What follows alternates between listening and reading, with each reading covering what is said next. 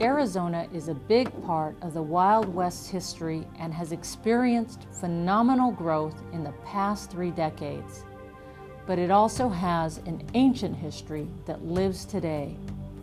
Home to 21 tribal nations, Arizona contains the largest concentration of Indian lands in the United States. Its native people share a proud history, a rich culture, and an important future. But there are challenges to that future. Drug and alcohol abuse feed a violent crime rate that is well above the national average. But there is an even more dangerous threat that is undermining these proud and ancient cultures and presenting young Indians with important choices to make: criminal street gangs. I'm Diane Humitiwa, the United States Attorney for the District of Arizona. This video was produced by the U.S. Department of Justice in partnership with the Arizona Indian Country Gang Task Force and Native American communities throughout Arizona.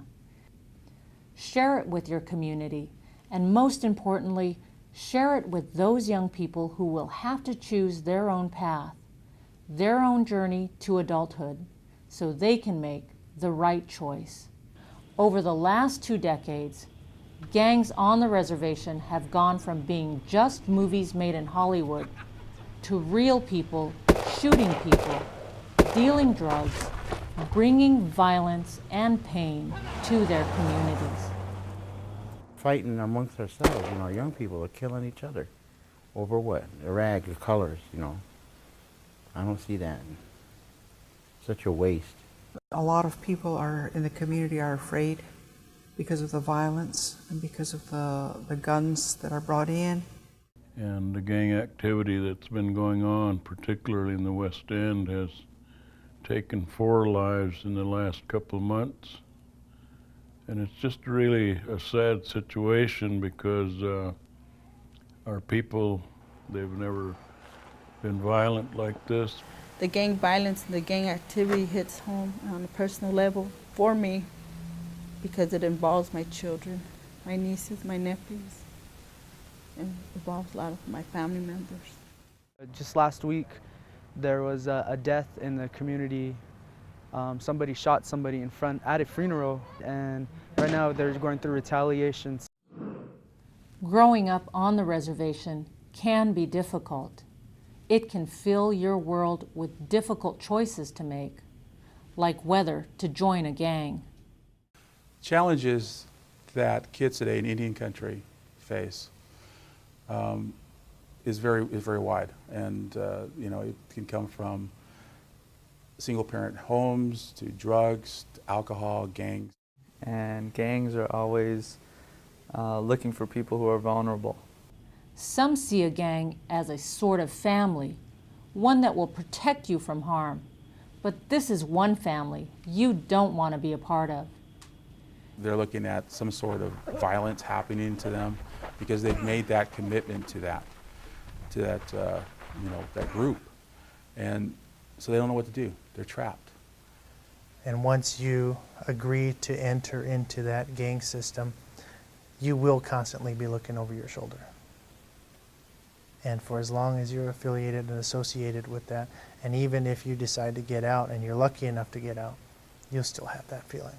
If you do the most ruthless thing, you're really accepted. So it's a total opposite of what we would consider normal. Positive actions would bring positive reaction to it. But for them, it's the upside down of it. The more bad thing they do, the more accepted they're in the gang. Gangs have extended the reach of drug dealers into the heart of Indian country. Even a small amount of meth can be devastating to an Indian reservation.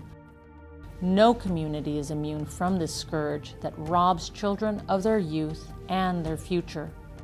Very, very destructive. There's a big impact of meth here. I've seen it for myself. I used it, I sold it. I brought it on the community, and I ruined my community. And once you get on meth, it destroys not only the person that's using it, using the stuff, but the family members around that person destroying all their lives. My daughter got involved with methamphetamine.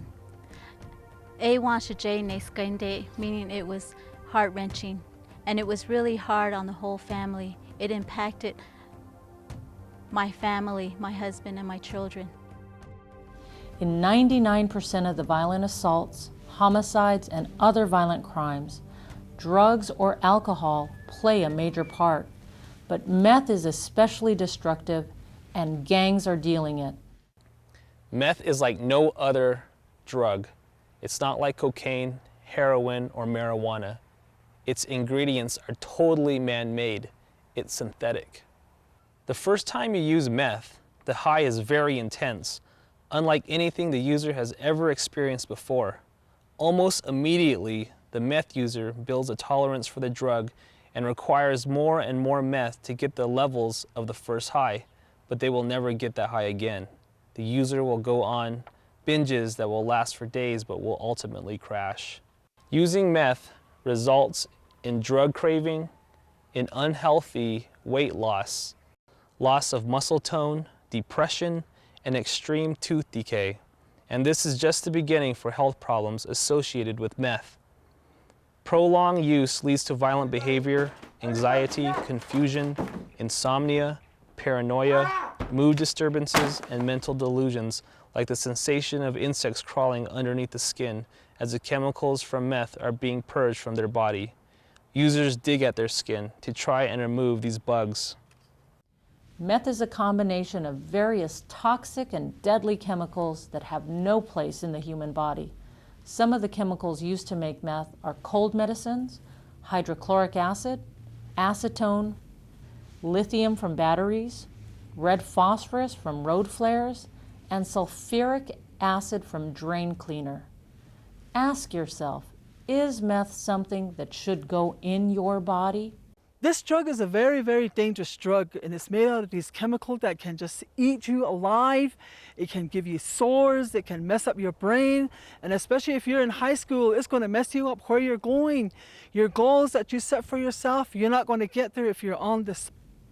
Long-term meth use leads to respiratory problems, permanent damage to the blood vessels in the brain, strokes, heart and kidney damage, and in some cases, death. I OD'd from meth and was clinically dead. By the grace of God, I came back to life. Don't do it. Meth users never destroy just their own life, but affect those around them, such as family, relatives, and friends. They will lie, cheat, steal, and resort to physical violence to obtain meth and fight all those around them as the use progresses. My office has a zero tolerance for meth sales on reservations. We want people to know that if you deal meth on an Indian reservation, you're going to do time in a federal prison. That is a fact. We have Operation Broken Ice that we've picked up about 34 individuals on federal warrants for selling methamphetamines on the Navajo reservation. So, these are things that we're working on with my officers, and, we've done quite a lot. And while there is no doubt that drugs and other substance abuse generates violent behavior, gangs specialize in it. And these are some of their homes. We've got a lot of them in prison. And they're a very violent and lethal gang. And they are killers. These guys will, have no question about taking someone's life. A family member or non-family member, rival gang or in their own gang. And this is the consequences of the gang right here. So this is what I have for now on. The rest of my life I gotta deal with this for me getting up, getting around, and it's very difficult. And I don't know, if you want to join the gang, this is part of what happens, this consequences that happen with the gangs. There was a drive-by shooting almost every night. We had a gang fight almost every hour. They get so much anger or whatever and they go get a gun and shoot you. You're gone. There's an opportunity now after you've claimed for that that youth to make the decision to fully get in a gang, and that'd be by getting jumped in. The jumping in process is violent. It happens multiple times, and every G or OG gets that opportunity to get a piece of you and find out if you really have what it takes. These are perilous times when it comes to getting jumped in. Just about 7 other guys just tearing into you for a while, beating you up for a while. Then do what you need to do to get your name. And then getting out of a gang, having to be jumped out of a gang where you're beaten, and then you get out of. Then that's the only way you can get out of the gang. So what are Arizona's Native people doing about it? Plenty. And we've been involved in the apprehension of 4 drive-by suspects. We've been involved in the apprehension of fleeing felons. From the police to parents to coaches and teachers, many communities are taking action and moving forward to take back their communities. We really made a difference out there in the community, and we're not going to stop. We're going to take our community back. We have targets. We know what they drive. We know where they live. We know where their girlfriends live. We know everything about them. We know everything that's going to make them an instrument for bad. And we want people to know that we're out there looking for them. The Salt River Police Department's Community Action Team is investigating and responding to gang violence. They are also trying to reach young people who are at risk and help them make a turn for a better future. My job is to meet that individual halfway between the time he starts and the end time when it's too late. I've got to make a difference in his life. I have to have an impact and let him know these are grave decisions that you're making for your future and for your family, and more importantly for the culture. If you believe that gangs lead to some glamorous lifestyle, think again. And if you can stay alive, you'll soon end up here. But when I look on booking photos, I don't see joy and happiness, I see misery. And that comes from their participation in this criminal street gang and not participating in their culture, which is beautiful. It's been said over and over and over again. Those are the only outcomes of anybody that joins a gang. So you either end up in jail or you end up dead, or somebody in your family will end up dead because of something that you do. And here's where you end up being if you live that life, the fast life that they call. I mean, you end up in here. It's not a good place to live, and it's not a good thing you want in your life, having to be away from your family. But even here, there are choices to make and a chance to change your life. Being in jail is the easy thing. Anybody can go to jail and have 3 meals a day and a place to sleep. But being a father is the hardest thing. Where you have to provide for your family. That's the real test. Let's see you become a man and do that. And it hurts me because when I'm on the phone with her once a day, and to hear my daughter's voice in the background, it's like, man, I want to get out and change my life. That's the most important thing in life, is to have a happy family. We have a brand new jail, but that jail is also set up to be a type of rehabilitation effort on behalf of the community. They have a lot of programs in there for anger, substance abuse, father's program, your GED, and all those doors, the opportunities that are open, I'm going to take them. To get my life back together and so I can take care of my newborn, The fatherhood program at Salt River has successfully turned troubled young men into successful parents. Rather than something they have to learn, it's something they try and rediscover, that fatherhood is sacred. We all need to be in touch with our Creator, first of all. He is the one that's helping me at this time better my life. The main purpose for the fatherhood program is to teach fathers something that they've already know, something that is already a part of them as Native American men. Native American men know how to be fathers already. They're great fathers. They've just kind of gone off the path for a little while. Making the right choices in life begins in the home. A good future starts with a strong family or strong adult influences that can provide direction and protection for a young person. But it takes the parent to lead and be that example.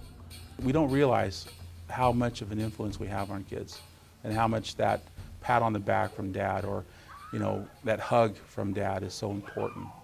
And, you know, kids need that. I mean, we all need that. As human beings, we all need that affection. Talk to your mom, talk to your dad, and if they're not there, go to your auntie. If they're not there, go to uncle. Or either if not there, your brothers and your sisters, maybe grandma, grandpa. If they're not there, come to me, come to us. And remember where you come from, who your people are. Not to be running out there doing drugs and gang banging, shooting people's houses up and beating up people. That's wrong. You gotta look at that as those are your people, your brother and sister. We all brothers and sisters. We should reunite and be strong that way. Choices start early in life. In the Gila River Indian community, educators and one group of students are leading the way to the future. These kids have a positive vision and are working toward it. Good for you. This class has higher test scores. You guys stay out of more trouble. You guys come to school more. You guys have the highest attendance rate in the school for at least 5 years running now. It's positive self-esteem. It's believing in yourself. It's never quitting. It's wanting to do a bit more. And it's also the fact that a lot of you already have a vision of where you want to be in high school and where you want to be beyond that to get into college. We have higher test scores, higher attendance rate, and they have a greater vision for themselves as they go into high school. They want to go to high school and they want to continue on to college. A lot of our kids will stay away from gangs and rather want to be at school. There are a lot of things to do in life that beat joining a gang. As we've heard, gangs prey on vulnerable people. Reach out and get involved in your community, in your culture, in the arts, in music and dance, in sports. These activities are healthy for the body and the mind and will surround you with people engaged in healthy behavior.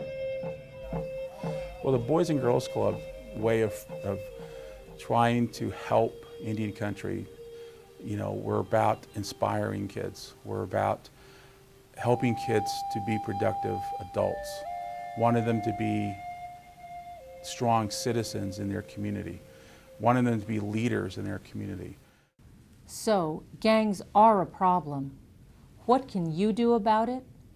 Make the right choice, whoever you are, young or old. If you're a student or a parent, look inside yourself and make the right choice.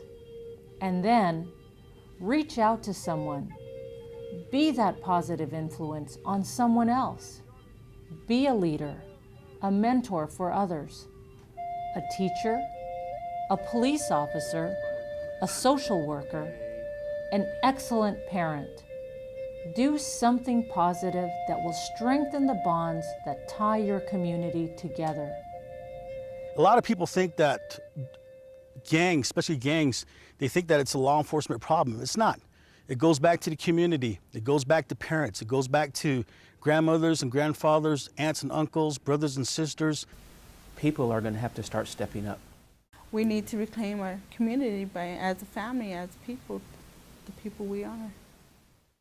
Giving back to my community, giving back to people, whoever needs my help, whatever it may be.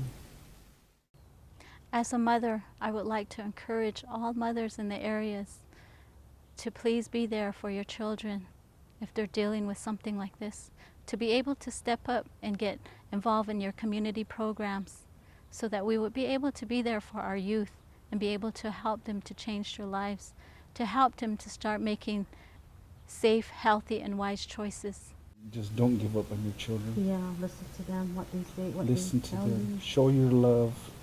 Show that you care. Talk to them every day.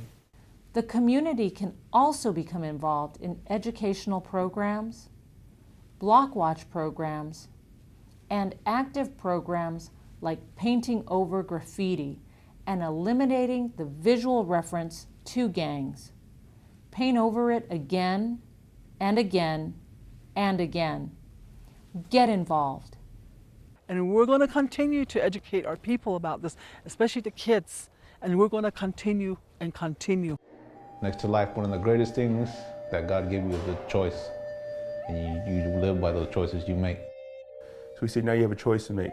What choice are you going to make? Are you going to be like everybody else and be stereotypical? Or are you going to be your own man or young woman and make the best choice for your life? Remember that you're a leader no matter what, positive or negative, but be that positive leader. Remember where you come from, remember who your people are, and remember, be proud, be strong. You know what I mean? I always tell like a gang member when I see one, it ain't about a color, you know. You got the same blood running through your veins just as a native. And to all my Dene people, my relatives, and to all the other nations in Indian country, may we all walk in beauty.